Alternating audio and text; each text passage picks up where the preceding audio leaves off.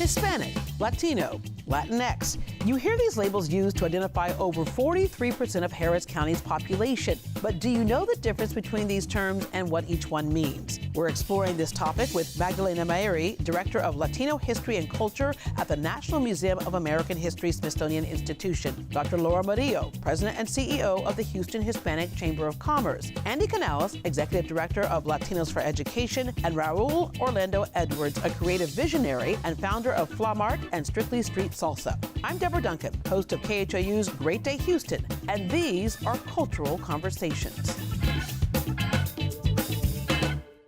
All right, so what's in a name? There's a lot. Sometimes we have a name change for political reasons, sometimes economic reasons, sometimes culturally sensitive reasons. So when we say Hispanic, that is a big umbrella that so many people don't understand. In fact, they think it's a race that has kind of one look. When I was in Venezuela several years ago, people kept stopping me. They go, Negrita Cubana? Negrita Jamaicana? Negrita Dominica? And I go, no, Negrita Americana. And they go, oh.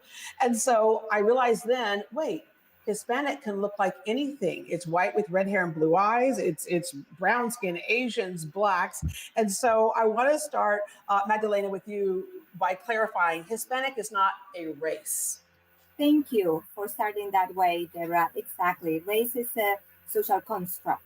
Hispanic, Latino is an ethnicity, and the terms are used interchangeably, but there are historical roots. Generally speaking, Hispanics trace their roots to Spain, and it's mostly Spanish-speaking countries, while Latino is more inclusive of Latin American countries, and language is not perhaps the dominant factor as it is in Hispanic. Now, we also have the term Latinx. Only 3% of the Latino population identifies as Latinx. In 2019, the U.S. Hispanic population reached 60.6 million, up from 50.7 million in 2010.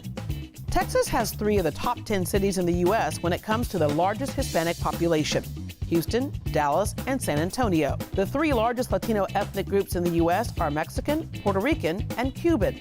In Houston, the largest groups are Mexican, Salvadoran, and Honduran. It's interesting when you look at, the Caribbean, Central South America. So you had your Native Americans already there. You had the slave trade come through.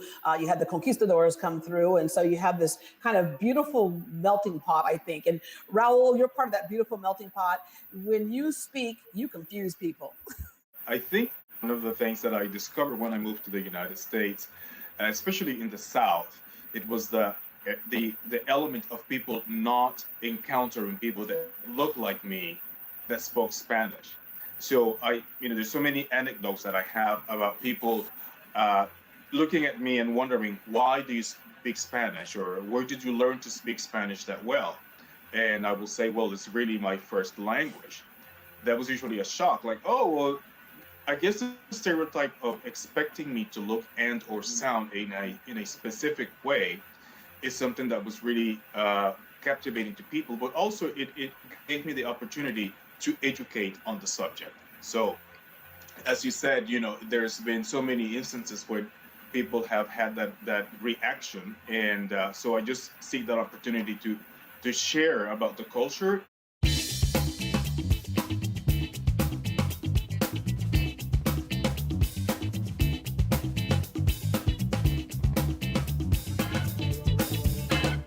Understanding the culture empowers you to know where you're going. Like in my case, I'm half Panamanian, half Jamaican. But in that context, I do have African, obviously by the my skin color and my physical traits. But I also have European and also have indigenous. So as I embrace all 3, and I'm proud of all 3 because all 3 make me up, then as I move forward, I know how to navigate, and it empowers me to reach the goals that I would like to achieve. So you make a great point. When you go to school and enroll your child in class, there used to be, they would say, write down the race of your child, and it was like, black, white. That was about it at one point. But then when you look at it today, it has this whole subset. And so when you look at Hispanic, they do represent that umbrella. Why is it important to break it down that way? Yeah, I think that's a great question. And I'm really glad that there are more options for people to identify with their identity, because we Latinos, Hispanics, Latinx have as many things in common as we have differences. Every Latin American country is very distinct. The culture, there are similarities, but there are also differences. So it's really important that we provide as much flexibility as possible within these terms that are very imperfect. Yeah. Dr. Murillo, when I first moved from Taipei, Taiwan to San Antonio, I had a whole new group of friends, but I found it really interesting that when I would go to their house and the kids would speak Spanish to their parents, they said, no, don't speak Spanish, don't speak Spanish.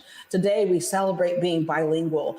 We've come a long way, I think, in how we used to view what Hispanic is. And now there's a proudness to the culture and an acceptance, even among Hispanics.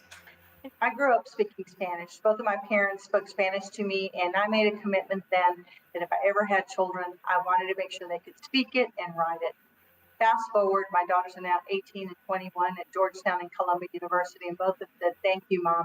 Thank you for making sure that when we didn't want to do the flashcards and didn't want to speak the language, you insisted on it.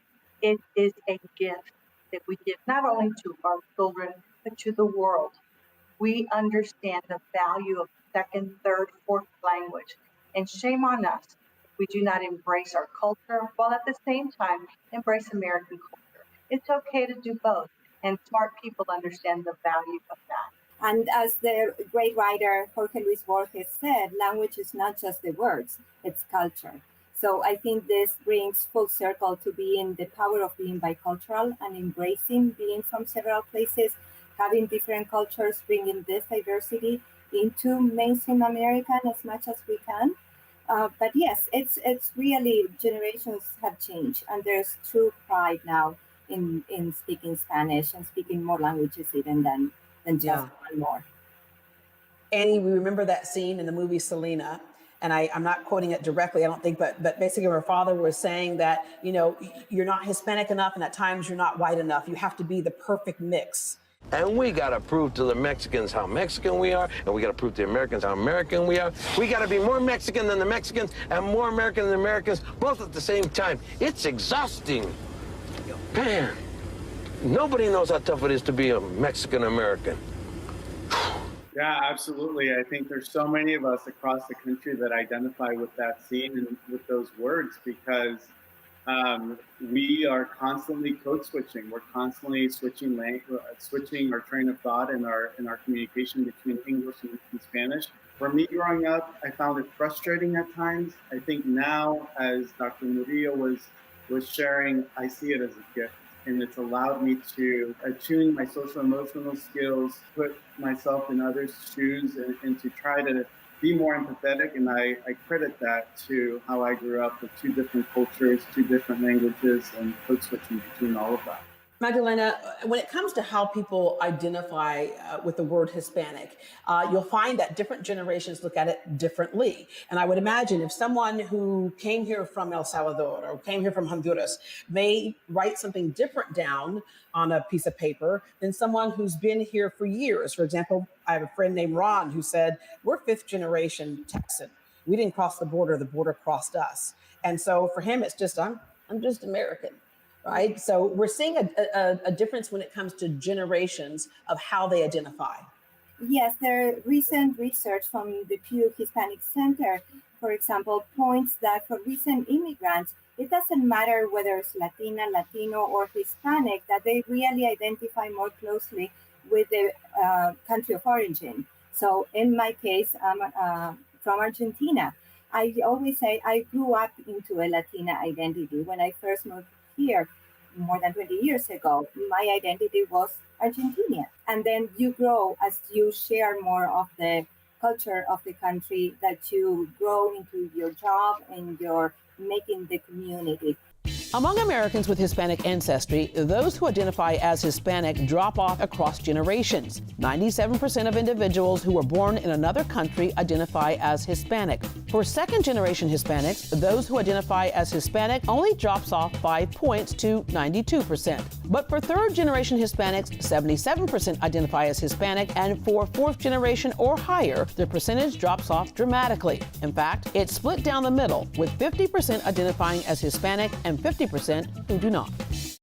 Andy, I can't tell you how many times a week I'll say to somebody, they go, oh, yes, she's Mexican. I go, she's Mexican from Dominica Republica. Or they go, well, yeah, all right? Because everyone's from Mexico. Everyone's from Mexico. If you speak Spanish, everyone's from Mexico. And, to your point of where your parents came from, that's another thing, the difference between nationality and what culture or ethnicity or race you are. Yeah, I find it fascinating. For me personally, I grew up in Los Angeles. My parents immigrated from El Salvador. People thought I was Mexican when I lived in LA. I then moved to Miami. People thought I was Cuban. I then actually lived in New York City. People thought I was Puerto Rican. Obviously, now I live in Texas, and some people think I'm a fifth generation Mexican American. And so what that underscores for me is the role that social construct plays in how people perceive others and how we perceive ourselves. And then the second thing that I think it emphasizes is how important it is for us to be flexible and open to people identifying in lots of different ways, given how imperfect a lot of these labels and terms are. But I think if there's one highlight from this conversation today is that our culture is very rich, it's very diverse, and with that comes a lot of different ways that we can identify and navigate this beautiful identity. Yeah, the difference between nationality, ethnicity, culture, race, the whole bit, but all of it's good. Thank you all very much. Thank you. Thank you.